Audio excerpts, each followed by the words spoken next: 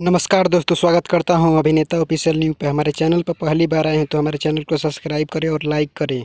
ये खबर है खेसारी लाल यादव का गाना, जिस गाने का नाम था लागेलू जहर। उसी के बारे में ही बहुत ही बड़ी जानकारी देने वाला हूं कि वो वीडियो कब और कितने बजे रिलीज किया जाएगा। इस गाने के टीजर कुछ दिन ही पहले ही रिलीज हुआ था बालाजी स्पीड रिकॉर्ड चैनल पर, जिसमें गाना गाए थे खेसारी लाल यादव और शिल्पी राज ने मिलकर। इसमें फेट सिंगर थी श्वेता मेहरा।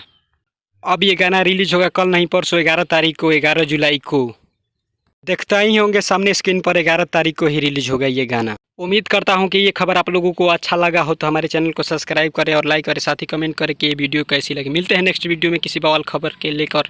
खेसारी लाल यादव कोई भी एक्टर का होगा, सबसे पहले मिलेगा इस चैनल पर।